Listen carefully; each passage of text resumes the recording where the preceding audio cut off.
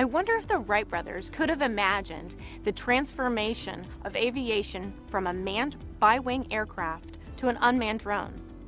I'm here at the Springfield-Beckley Municipal Airport, home of the 178th Wing Unit of the Ohio National Guard, just 15 miles from Wright-Patterson Air Force Base. The 178th Wing transitioned from a fighter wing to an intelligence, surveillance, and reconnaissance wing. It supports the MQ-9 Reaper remotely piloted aircraft and is under the control of the Air Combat Command. Pilots based in Springfield are able to fly MQ-9s on the other side of the world. How could the Wright brothers have ever imagined that? By the way, Springfield would be a great home to the Space Force mission.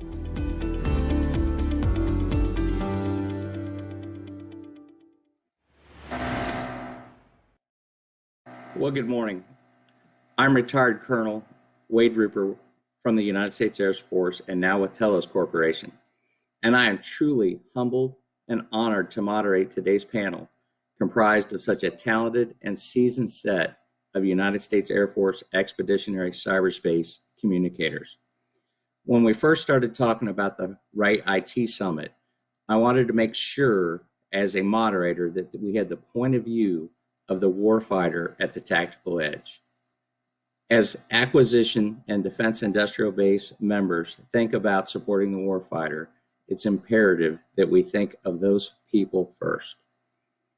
Today's panel, entitled Defending the Cyber Realm in an Edge Environment, will focus largely on capabilities, technologies, and approaches. But before we self-introduce our warfighting panel members, I'd like to focus on a few things that are unique about providing services to non-flying and flying customers at the pointy edge of the spear.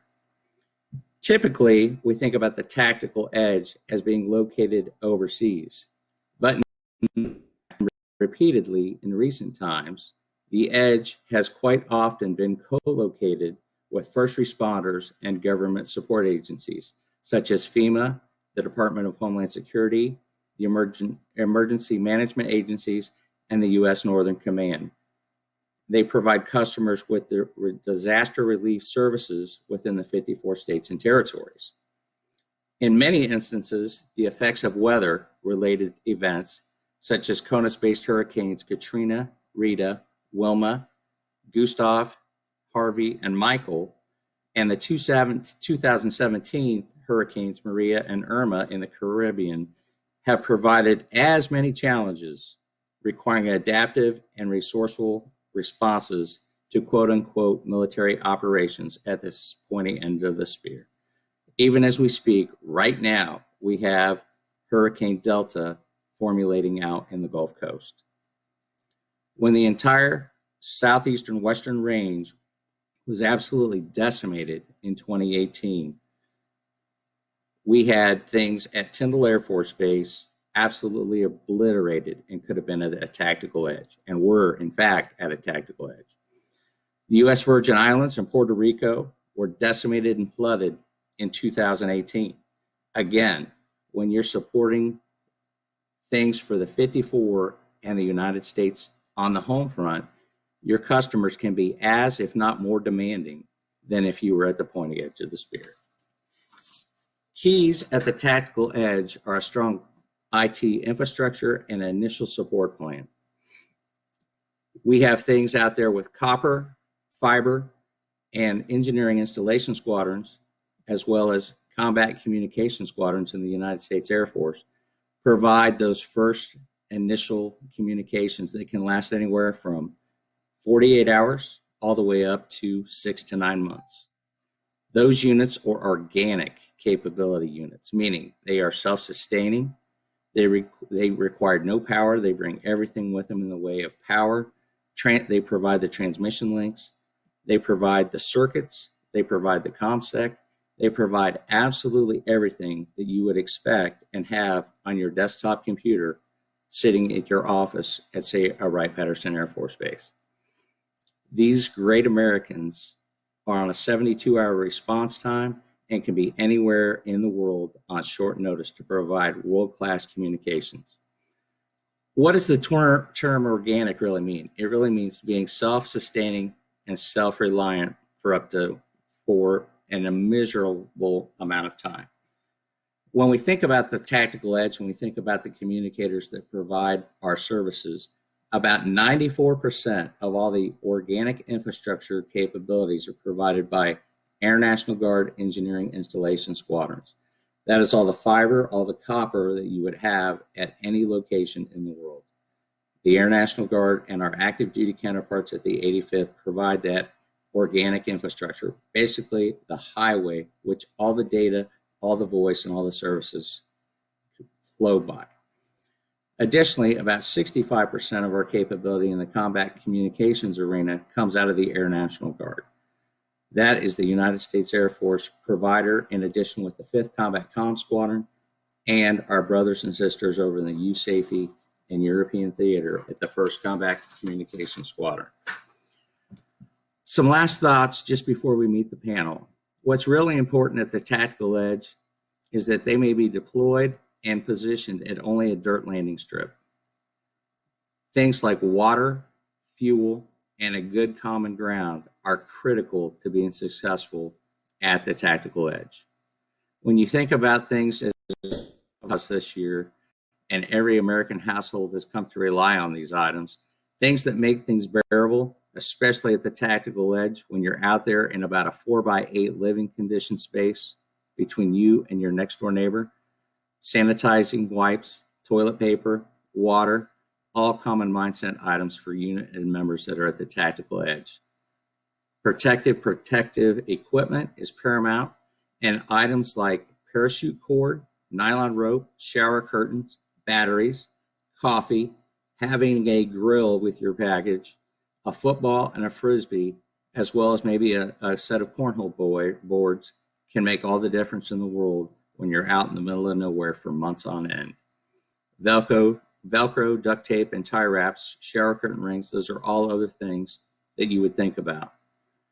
Most importantly, however, at the tactical edge, in addition to all the IT and all the communications that we're going to talk about, is having strong emotional, solid relationship skills, having some grit, and some patience with a positive attitude. Those are as critical to success at the tactical edge and for not only our warfighters, but our customers, as anything else in the world. I'll say you this, as a member of the United States Air Force for 36 years, don't ever worry about our millennials. They won't let you down. And a good logistics planner, a power production and air conditioning person, and a good vehicle mechanic will make sure that we all stay focused, safety oriented, and relevant so that we can do the job that we need to do in an organic environment. So with that, what I would like to do next is have our panels do a self-introduction. I would like to start with Colonel James Coughlin of the 5th Combat Comm Group. Jim, over to you. Thanks, Colonel Rupert. I appreciate the opportunity to be able to speak to everyone today, and I really appreciate the Dayton-Wright AFCEA chapter for enabling this IT summit. So my name is Jim Coughlin. I currently serve as the Command Combat, which is our last remaining active duty combat comm group.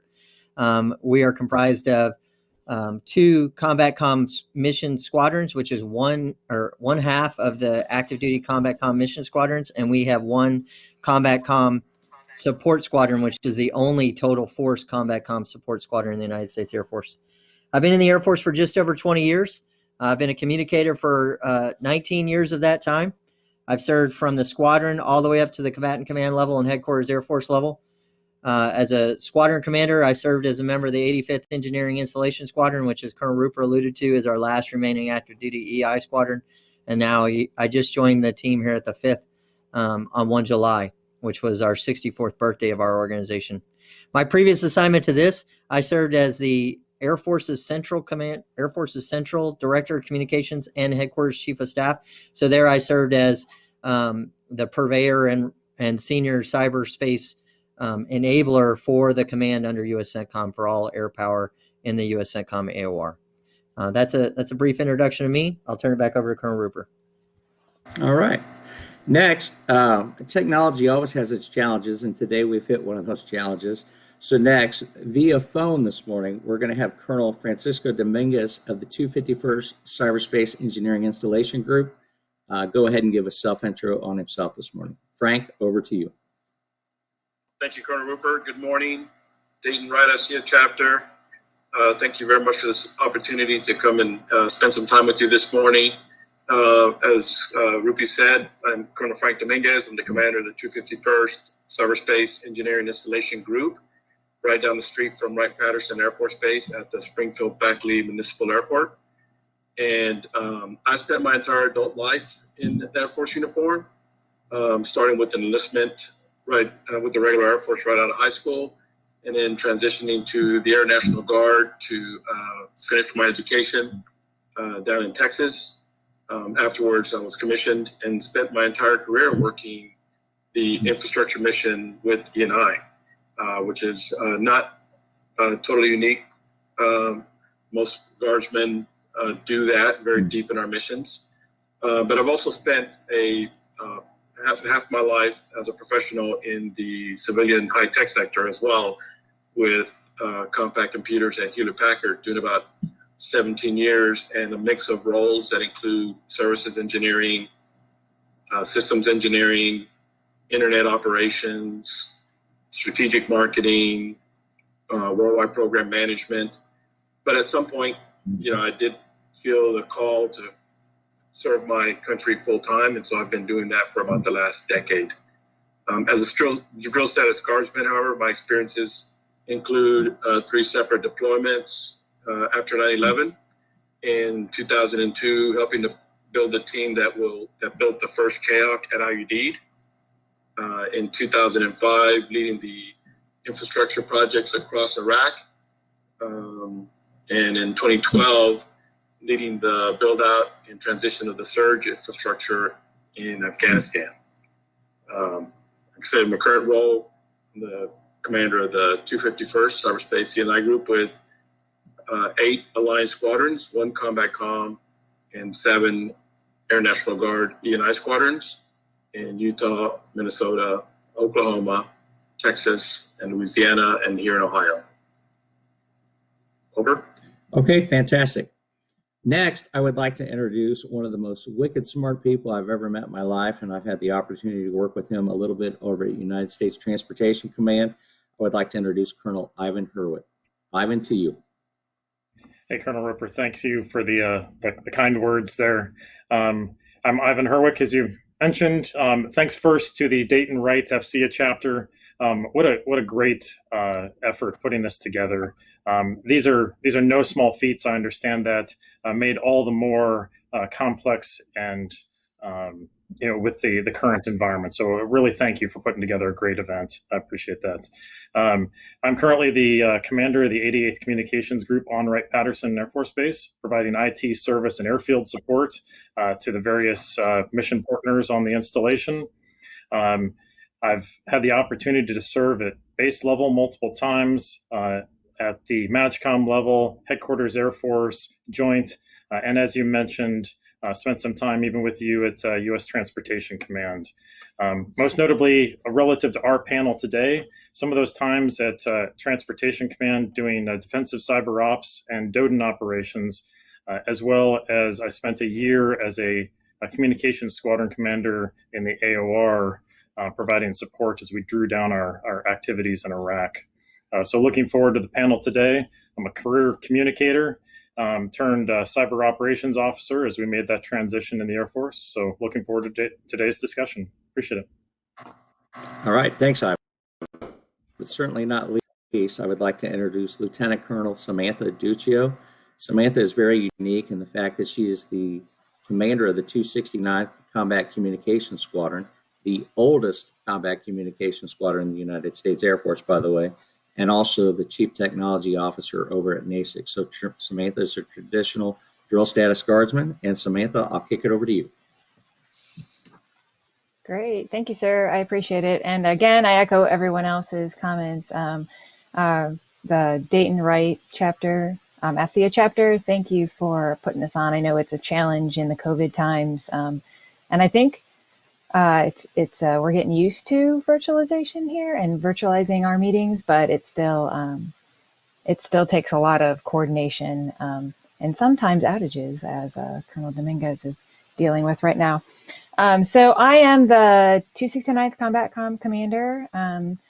We're a little different than active duty, just in the sense that we have that Dom Ops mission as well, and we have a suite of equipment that we currently have that we support those missions for hurricane relief. So as recent as Hurricane Maria, we went to the Virgin Islands, to Puerto Rico to support those things, as well as just brought a team back, reopening PSAB, actually with the 5th Combat Comm, to bring that back online.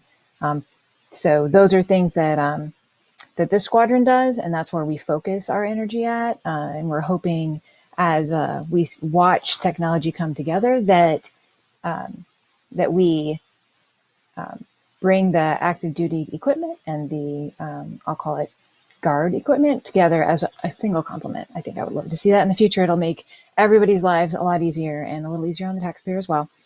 A little bit about myself. I did not start in the Guard. I had originally planned to go active duty, changed my mind at the last minute, went to college, got a job at John Deere, did database administration, architecture. But the calling, I had always had this calling since I was a child. So went into the Guard and was commissioned and started in St. Louis in Combat Comm. And I've kind of stayed there my whole time. I transitioned to Ohio. My husband is here.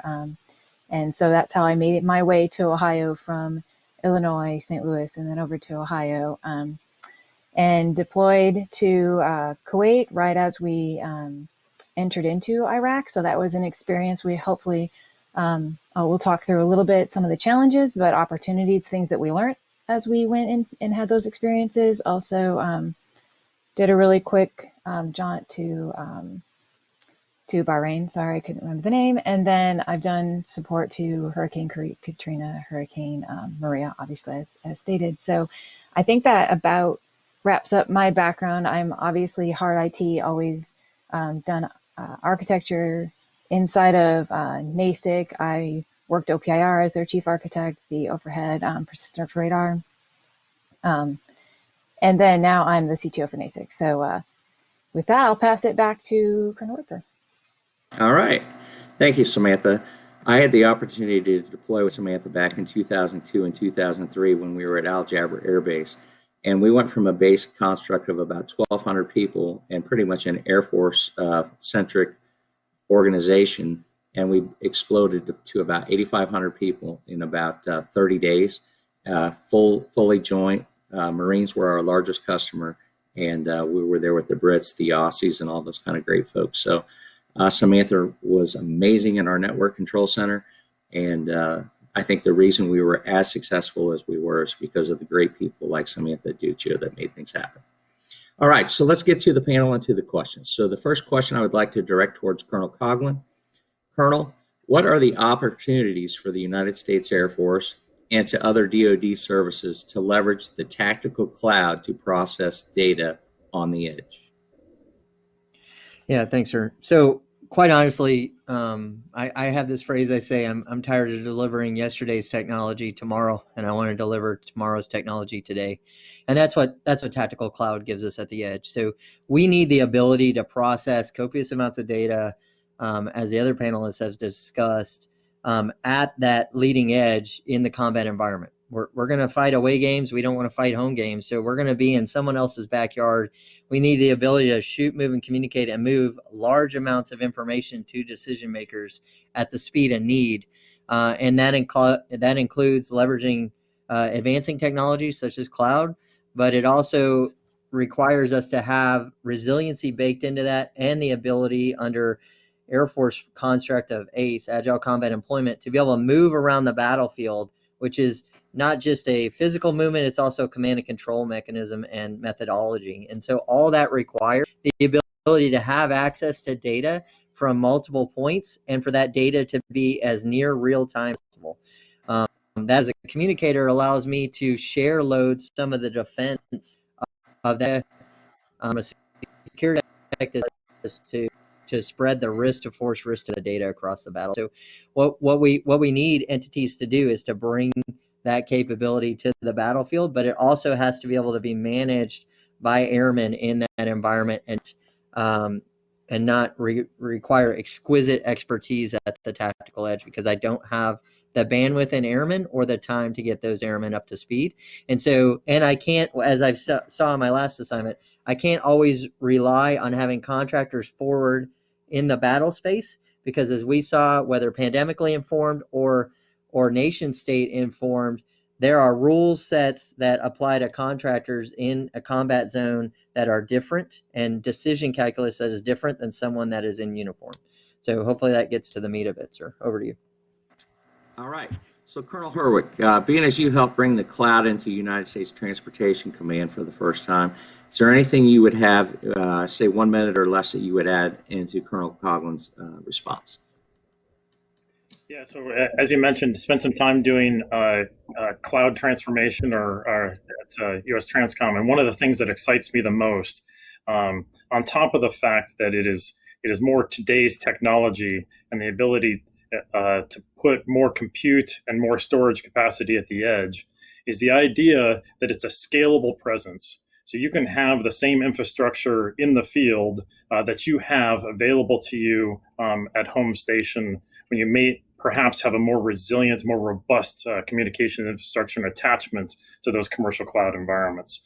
So really an opportunity to maybe utilize at a smaller scale, but closer proximity at some of these geographic locations that might be disadvantaged from a connectivity perspective, but when able, be able to reach back into that larger ecosystem to do more intensive, larger efforts, with the added bonus of it being a known infrastructure that's going to be on the ground ahead. So units aren't potentially needing to bring their own infrastructure because they can't count on exactly what is going to be present when they roll forward. Ivan, those are great points. Thank you very much. Question number 2, I'm going to route this question to Colonel Dominguez, please. What are some of the challenges, particularly regarding security at the tactical edge? Over to you, Frank. Okay, Rupi, thank you. Well, I mentioned that I've deployed a couple of times downrange to a couple of our theaters of operation, and I think when I think of the tactical edge, I think of those environments. I don't really think about what we, hear in our exercise scenarios, which are important to develop our TTPs. But what I think about are these very chaotic, multi-service, multinational environments where the number of endpoints, the variety of systems, the mix of sources for equipment, all of that, is intermingled, it's interacting with each other. It's a very dynamic environment where missions start and stop at your location, especially with the given, construct that we're developing for the next generation of our conflicts, agile combat employment and adaptive operations in a contested environment. All of that is just going to make it even more so, right? We would operate in scenarios that are going to have multiple layers of risks, multiple layers of unknowns. And some of that is friendly fire on our cyber and spectrum operations, which we also have to consider as part of our pace and growing requirements in information warfare. So, how do you calculate the activities, the threat vectors that are being brought upon that might include friendly fire by, air-based defense forces, force protection forces? How do you deal with disruptions that were really built into the base layouts, right? Disruptive mission systems that are too closely placed together, or poorly designed layouts at tactical locations. Some of those you have no control over as a communicator. You respond to the need and you deal with the environment that you find yourself in. You may come late to it, you may be early to it, but it'll always change on you.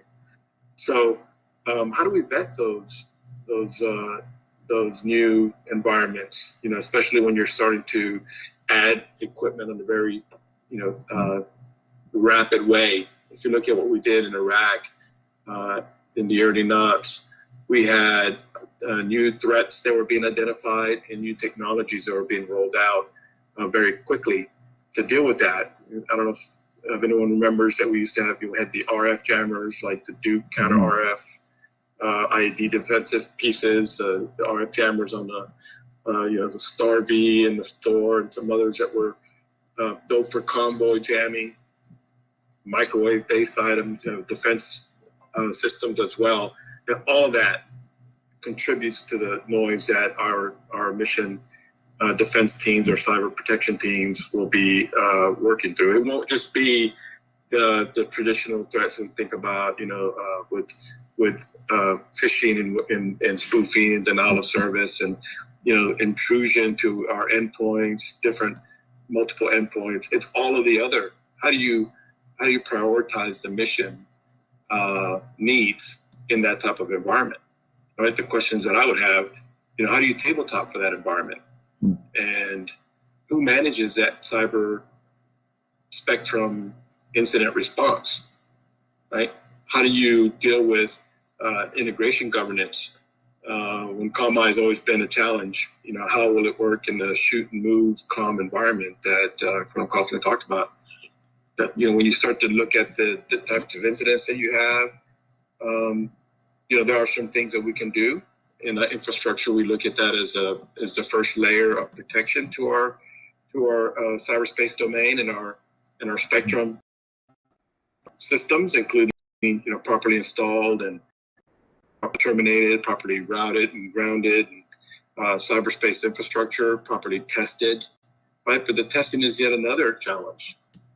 At Hewlett Packard, we did a lot of integration testing and regression testing of our systems to make sure that they operated well together. That doesn't happen in a wartime environment that's rolling out technology and rolling out endpoints and rolling out a mix of joint and coalition forces all doing it together. So it's how do we do that whole prep and identification, containment, eradication, recovery? How do we learn those lessons if we haven't even been in that environment with this focus? So there are some things that I would say, we map out our vectors for containing known incidents, generating actors, right? So all those mission systems that interrupt and jam our shells, we can be very deliberate how we deal with them.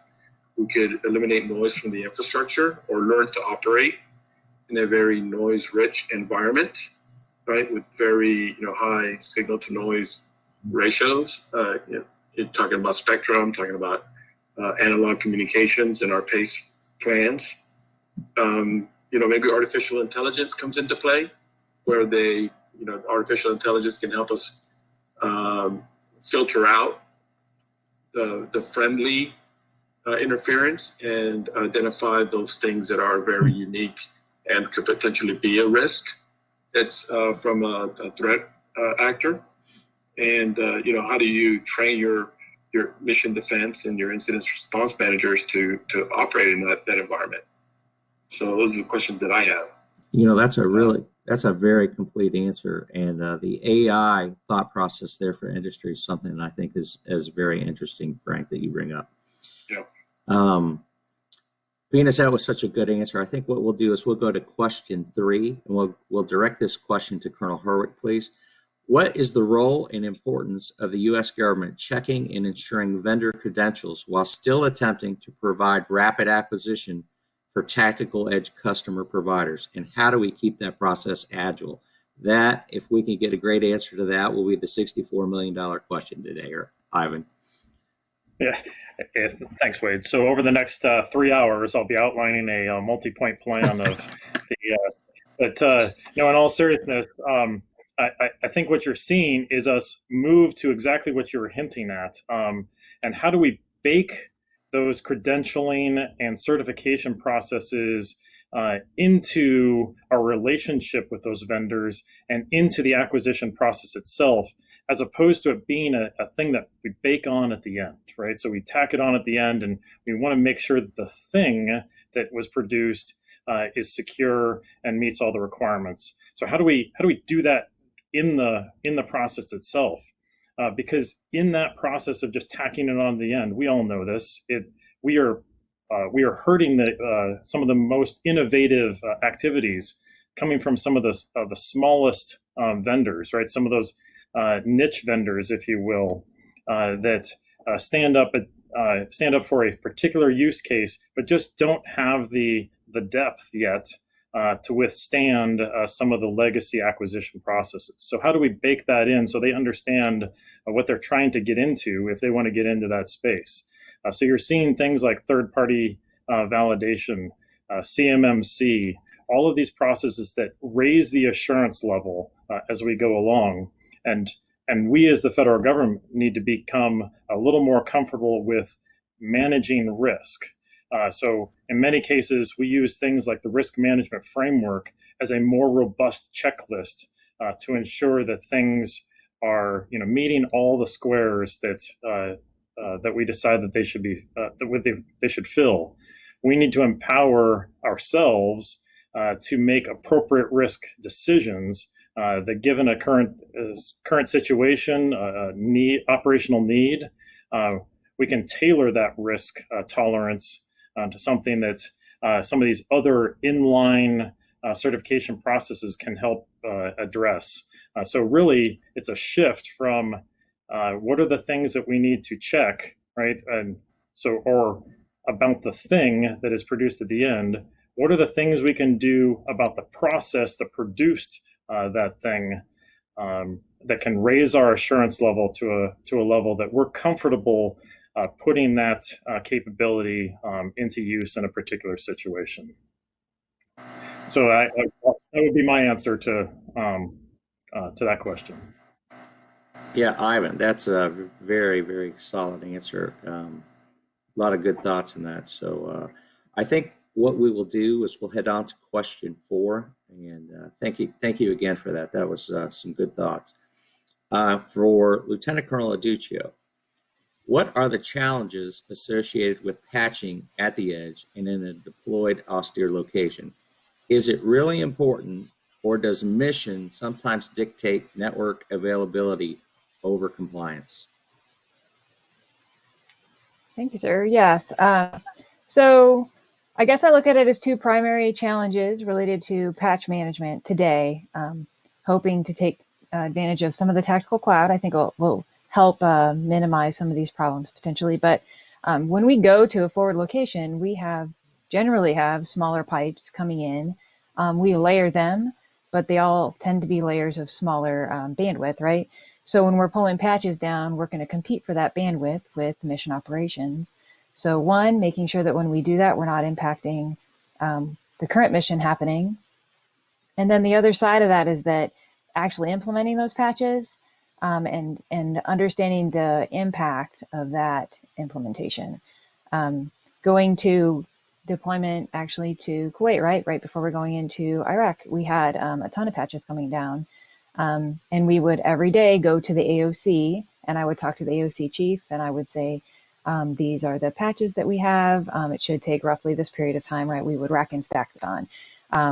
The severity, what systems they were going to impact. Some of those patches are just good to have, I guess. Make life easier, right? Maybe my button isn't in the right place, kind of a fix. Those generally don't get looked at first. So I would go to the AOC and I would talk to them about what time frame they were looking at when we were actually in the process of moving forward. We were following blue forces.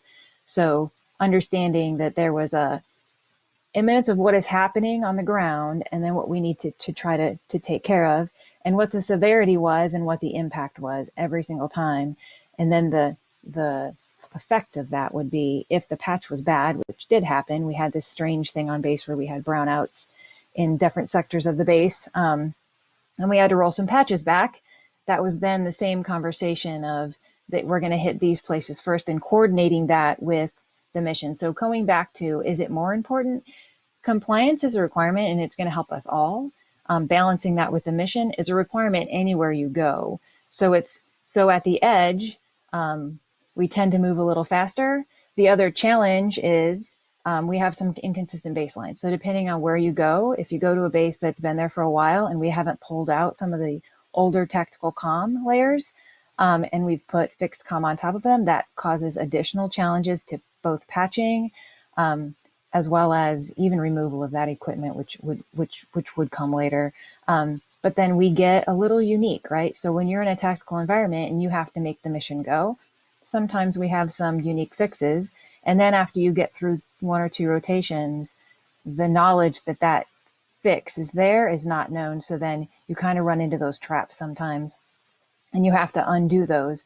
But the biggest challenge for the commander is understanding what the risk is to the mission, whether it is to the actual cyber device or whether it is to the operational mission, right? So the primary question in the Air Operations Center is the air tasking order going to go? Can I receive it? Can I get it? Can I brief my pilots before they go out? Can we make sure that individuals that are going to go, even if we're going to pick somebody up, can we get them the intel that they need in order to complete that mission? And so those are the challenges with patching at the edge are not a ton different than when we're at home, but the impact to the mission tends to move a lot faster, and we tend to run into tripwires as we go along. So I'm back That's to you, fantastic. Colonel Rupert.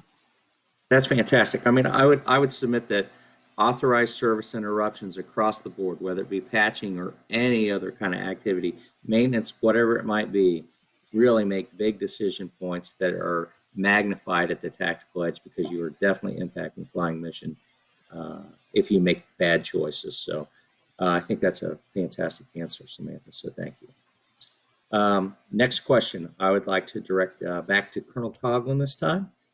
And I think he's in a very unique position to make a great answer to this. How does PACE, primary alternate communications, come into play at the tactical edge? The pros and cons in relation to security versus mission sustainment. What is the role of HF, Tropo, the whole 9 yards? So let's talk PACE, Jim, because I think that's a key factor to the tactical edge. Yeah, and sir, you're on target, and Colonel Aduccio kind of led into it. So PACE is the lifeblood of a tactical communicator, because our responsibility is to make sure that those ones and zeros that enable command and control, enable missions, enable whatever that is you're tasked to provide transport for, secure, happens. And so what you have to do is you have to go in at the tactical edge and you have to determine what those risk to force, risk to mission decisions are. Is it a patch that I'm going to push, or am I going to delay it? And I will tell you, in my previous role, there were things that I put off from DISA on the regular because of combat operations, and we accepted the risk because the risk against the mission did not necessitate the impact of bandwidth, the impact to operations necessary to pull down that patch or to implement that ASI. And so there was it was a very open communication discussion between me and not only the combatant command J6, but also my air component commander on certain decisions that we would make. And there were things I would speed up. There were things I would slow down. But as articulated by my colleagues on this panel, in a tactical environment, it's not a baked in every location is the same, because you have different missions, you have different longevity concerns, you have different equipment. As said, you can have some EI well-engineered stuff, and then you can have some tactical stuff. And so as we talk about PACE, it has to start at our very junior levels when we start training. I went to an event about a year ago, and it had a bunch of senior communicators in the room, and this senior leader said, "How many of you know what PACE stands for?" And I was a little bit disheartened by the percentage of officers in the room that didn't even know what PACE stood for, or an expeditionary communication. That is like the first word we learned as a student, be so critical to us. And so we baked that in here in the organizations I've been in. General Ray, who was the CENTCOM J6, he built this brief for our combatant commander that said, "Hey, sir, across our entire CENTCOM AOR, here's what our bandwidth looks like. Here's what we currently move. And then as we start to peel that onion back, it was literally called the onion brief. As we start to peel that onion back, we're going to make these trade-offs. Maybe I'm not going to push this data anymore. I'm not going to enable these access points anymore so that the information can get through. And so that he can have correct, well-informed, timely decisions. And I will tell you, over the last year, from the pandemic to a nation state hitting one of our locations to violent extremist organizations, it was vitally important that our comms did not go down. One of our leaders once said that comm is like oxygen. You don't realize how important it is to everything you do during the day until you don't have it. And that was kind of the way we approached it. And so we approached every brief, every ASI, every action we took, from our network operations center down to our expeditionary communications squadrons, down to the individual comm flyaway kits, with PACE in mind. And then to your latter points, that's where HF, which is something we hadn't really focused on and is now coming back up. Tropo, all those types of things come into play, because I can't just go out thinking I only have one means in which to transport the vital information I need, data information, which becomes knowledge and understanding to execute combat operations. So to me, if PACE isn't the first word we're teaching communicators and our contracting organizations that we work with, then we're doing ourselves a disservice, and we need to start that over. Amen. I would definitely say that cyberspace is dependent upon space, but if space goes south on us, we definitely have to have other methods to transport data and information around the theater. So great answer. Next question I would like to direct towards Colonel Dominguez. Colonel Dominguez, what do you think the role of the reserve component is, and what special skills or talents do those members bring that you may not just get from a active duty unit when you're in the deployed environment at the tactical edge? Yeah, thanks, Rupita. That's a great question. I think today's Air National Guard and Air Force Reserve is a completely different organization than that prior to 9/11. Obviously, we've changed quite differently across our services, but a significant portion of our components are made up of former regular Air Force members already. Mm-hmm. So, they come in, they're the same airmen that you have in your units today on the regular Air Force. But if you look at the work that we do, when we get activated, we go down range.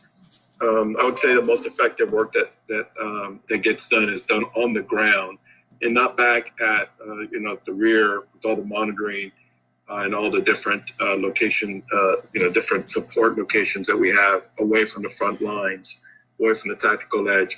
It's done there on site by airmen walking around, monitoring spectrum, monitoring the cyber landscape, and then mitigating in real time. So that's the success of our Air Force.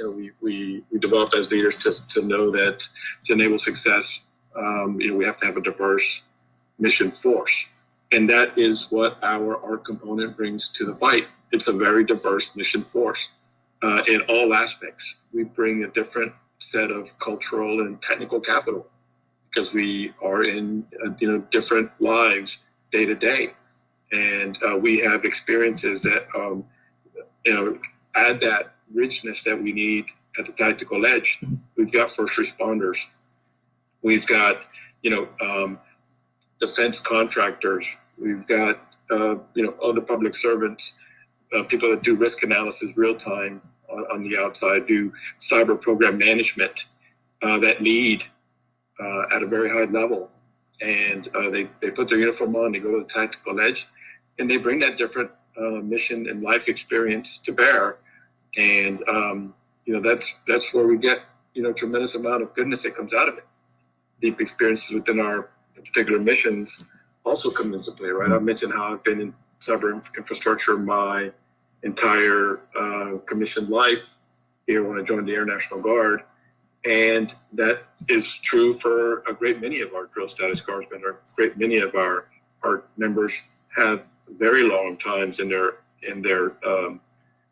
mission roles, and they bring very deep understandings of a variety of environments that help us and help the warfighter address the risk at the tactical edge in a much richer way. So that's fantastic. Yeah. All right, so we've got about 4 minutes to get through the last two questions. So I don't want to rush everybody, but we're going to get there and get it done. So Colonel Herwick, what is the role of 5G wireless at the tactical edge? And is NSA, National Security Agency encryption, always the required standard? Are there times when portable devices that are commercial are secure enough? Yeah, Colonel Roper, I appreciate the question. And the answer is yes, there are times that commercial products are secure enough. There are times that no security is secure enough. And that time is when the commander in the field says that it is. You heard times here in the conversation already where it was more important to communicate than it was to have security, right? And the only person that can make that calculus, that risk calculus, is that fielded commander. So backing away from that is NSA absolutely critical, right? They're the subject matter experts when it comes to data and communication security for us in the DoD. But even they leverage commercial technologies, right? So we assess that certain commercial solutions are more than sufficient to protect even classified information. And then backing that into a 5G conversation, that becomes an art of the possible conversation. And this is where we can't just deploy 5G. We have to understand 5G. We have to understand the architecture and the risks that it may pose, so we can have those conversations in the field and understand where those risk trade-offs are. We can't just have a magic box that consumes service off of some commercial satellite or a tactical set that we bring with us. We need to understand enough to be able to inject the right things into that risk calculus at an operational level. Fantastic answer, Ivan. Last question, Samantha. Being as you've been out at the tactical edge and been on the edge of the world on numerous occasions, do you think that the equipment sustainability and contractor logistics support methodology that we're using today, do you think that we are doing it well, and are you getting the right kind of support for the warfighter? Should we have regional support, almost like depots out there, to help support us with the tactical edge IT equipment? Yeah. So when we just to lay the framework. So when we go out the door today, we tend to go out what we call heavy, right? So we take extra equipment with us. We take out the pieces, the components we tend to have that maybe are the most fragile, depending on the environment. Like, I mean, honestly, the number of fiber ends and Ethernet ends we take is ridiculous. But we never know what we're getting into, which is why we tend to take more with us, because we sometimes often go out the door and not actually even know where we're going to land at when we get there. There's an assumption about what's there. So that's generally how we handle it today. And I will tell you, from fielding of equipment to tactical comms, the industry's done great as far as, I want to be able to drop this transit case by 5 feet and I don't want anything in that box to move. That's hard to do when we also are asking, we need to be able to replace physical cards in those boxes, so that it's not a whole box replacement, it's a component replacement. As far as staging, I'm going to try and go fast because I know we're short. But as far as staging forward, we've talked about it a little bit. We've talked about, do we put spares at the KAC? Do we put spares at the PMO? Do we provide spare kits that go to each of the units? That's a hard question because that's a financial question primarily, right? I think, and I think we've talked about that a little bit with Tactical Cloud, is that as we start to look forward to where we want to be in the future as far as technology goes, we're going to get closer to where we don't need to have so many spares at the edge. Let's utilize Tactical Cloud for what we can get from it. Let's let it do that routing for us. Let's take advantage of those things that it can provide, as opposed to always feeling like we need to create our own at the edge, which actually we talk about some of the patching concerns. Some of it tends to they build on top of themselves over time. The other part I feel like we're going to get to, which will help with a lot of the not cyber problems, but cyber threats that we maybe aren't communicating clearly, is you know, the air battle management systems and the JADC2 capabilities that want to be able to take this capability from tip to tail, which we want to say, we want to know what this thing is doing so we can give it back to analysts. But we want the analysts to be telling the front edge what the threat is and what the threat potentially could be so that we can posture ourselves and respond appropriately. So I'm gonna wrap it up there. But yeah, I think that the industry is doing a good job helping us get there. But I think technology is going to be the thing that makes that next step for us. That's fantastic. So I'd just like to really thank the panel today. I can't think of 4 individuals that I would rather be surrounded with or on the tactical edge anywhere in the world. You know, at the end of the day, in the Air Force, our technical expertise is with our airmen and having fielded capabilities that make it easy to produce fantastic results in the way of IT and services is what it's all about. And that's where industry can make such a huge difference for us. Training, techniques, and practices are key to success on the edge, as are things like batteries and Velcro. So with that, we're going to wrap it up and just say thanks to the panel and thanks for letting us host this for you guys today. Back over to the main control center.